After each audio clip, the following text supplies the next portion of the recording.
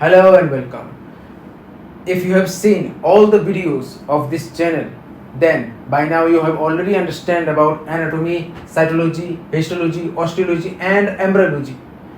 मतलब इस चैनल में जितने सारे वीडियो है, अगर वो सब आपने देख चुके हो तो अब तक आप जान चुके हो एनाटॉमी के बारे में, हिस्टोलॉजी, साइटोलॉजी, ऑस्टियोलॉजी और एम्ब्रियोलॉजी के बारे में। मतलब हमारे शरीर में क्या क्या है, क्या क्या नहीं है, दिखने में कैसा है, आकार आकृति कैसे बनता है, वो सब कुछ आप जान चुके हो। Now I will talk about biochemistry. Now before I talk about biochemistry, you need to understand basic fundamental things which you have already learned in 11th or 12th standard of chemistry, but still I will remind you few points because it's a very boring subject. मतलब आज से हम शुरू करेंगे biochemistry के बारे में। तो बायोकेमिस्ट्री में क्या आता है, केमिस्ट्री जो आप 11वीं और 12वीं कक्षा में सीख चुके हो, जो भी सीखे हो वो सब भूल चुके हो, तो आपको याद दिलाने के लिए मैं कुछ बेसिक चीजें बताऊंगा जो आपको जानना बहुत जरूरी है। There is a common term in biochemistry is biomolecules. Biomolecule means the molecules associated with life. Life means bio. मतलब ये जो रसायन है, जीव रसायन, इनमें सबसे ज्यादा इस्तेमाल किया हुआ शब्द है बायोमोलिक्यूल। मतलब जो मोलिक्यूल जीवन के साथ जुड़ा हुआ है। जीवन मतलब अब कोई भी जिंदा चीज पकड़ लो, पेड़, पक्षियां, जंतु, जानवर, कीड़े मकोड़े, मछली, इंसान, कुछ भी। In our body there are 6 primary elements presents. These are oxygen, hydrogen, nitrogen, carbon, calcium, phosphorus, which makes 99% of human body. Rest 1% other elements. मतलब एक इंसान के शरीर में मुख्य रूप से या फिर प्रधान रूप से 6 एलिमेंट्स रहते हैं: oxygen, hydrogen, carbon, nitrogen, calcium और फास्फोरस, जो हमारे शरीर का 99% हिस्सा बनाते हैं और बाकी एक हिस्सा वगैरह वगैरह। Now as you can see in this chart, this is the entire chart of periodic table which is made of different types of elements. Now what is element? Element is actually a kind of substance which is made of similar types of atoms with similar types of atomic numbers. मतलब ये जो पूरा periodic table है जो आप 11वीं और 12वीं कक्षा में सीख चुके हो, भूल चुके हो, फिर भी मैं याद दिला रहा हूँ। ये अलग अलग एलिमेंट्स क्या होता है, एक एलिमेंट जो है इसके अंदर एक ही तरीके का बहुत सारे अणु होते हैं। अणु मतलब एटॉम, और इस अणु के अंदर जो प्रोटॉन होते हैं मतलब एटॉमिक नंबर, वो सब एक ही तरीके का होता है। जैसे हाइड्रोजन में सिर्फ और सिर्फ हाइड्रोजन के एटॉम ही मिलेगा, हीलियम में सिर्फ हीलियम के ही एटॉम मिलेगा। ठीक है, तो ये सब अलग अलग एलिमेंट्स है। Now as you can see in this photo, this is a photo of atom which has electrons orbiting outside in its shell. Then inside the atom you can find proton, neutron, which are known as atomic particles. Now inside one atom there may be lots and lots of proton, lots and lots of neutron. You can pick one single neutron and pick one single proton. Inside one neutron there are 3 quarks.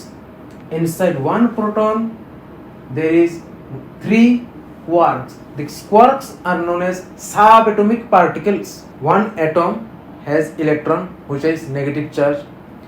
Inside the atom you can find proton and neutron residing together. Proton positive charge, neutron neutral charge, no charge at all. The number of proton present inside one single atom is known as atomic number. सहज सरल भाषा में आपको अगर समझाया जाए कि ये जो आप फोटो देख रहे हो ये है आपका एटॉम का फोटो। एटॉम मतलब अणु, एक अणु का फोटो, जिसमें आपका बाहर का जो कक्षा है एटॉम के बाहर में चारों तरफ घूम रहा है, इसका इलेक्ट्रॉन जो नेगेटिव चार्ज होता है। एटॉम मतलब अणु के अंदर रहता है आपका न्यूट्रॉन, प्रोटॉन एक साथ।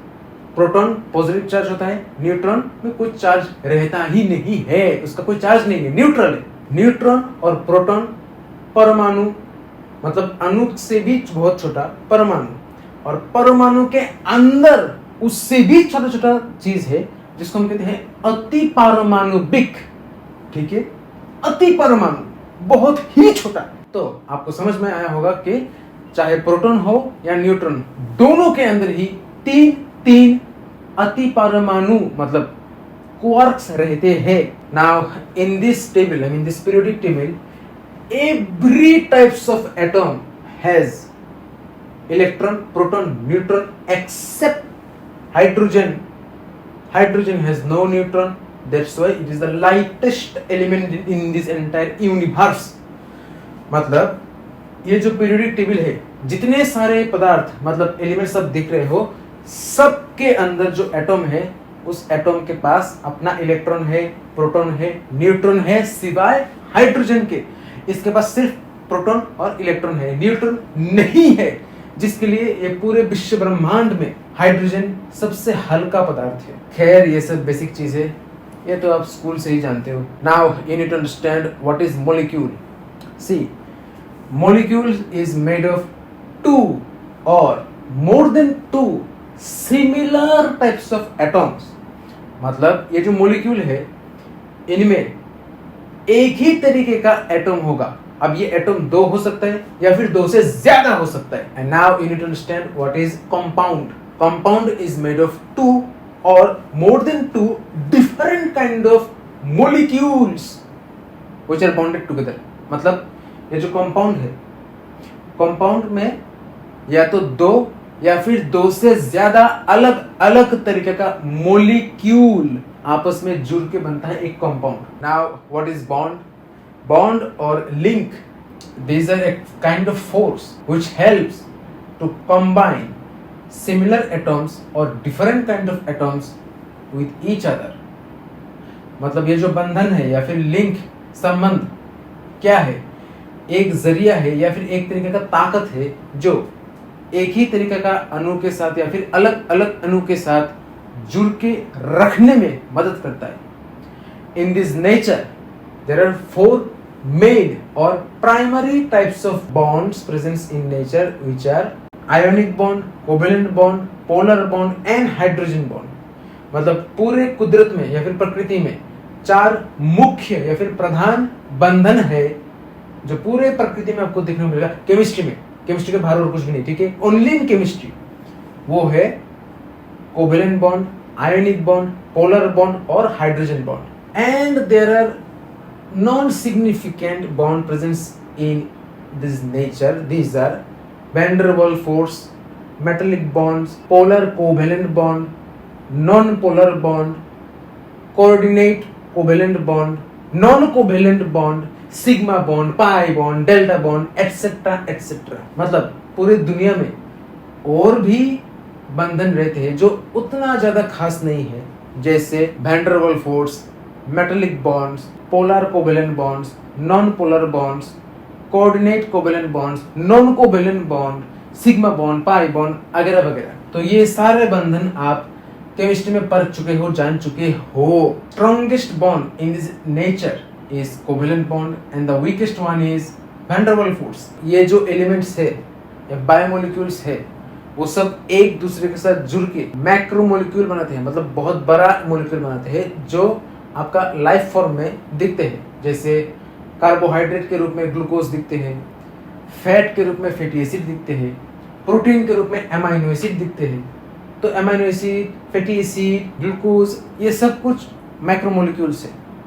और बहुत सारे मैक्रोमोलिक्यूल्स एक साथ मिलके नॉन कोवेलेंट बॉन्ड के जरिए एक सुप्रा मोलिक्यूल बनाते हैं, मतलब अलग अलग सुप्रा मोलिक्यूल्स बनाते हैं, जिसमें से आपका enzymes, hormone, ribosome, proteasome, lysosome, अलग अलग चीज बनता है। These are the basic thing और the foundation thing of biochemistry. See you in my next video, till then bye.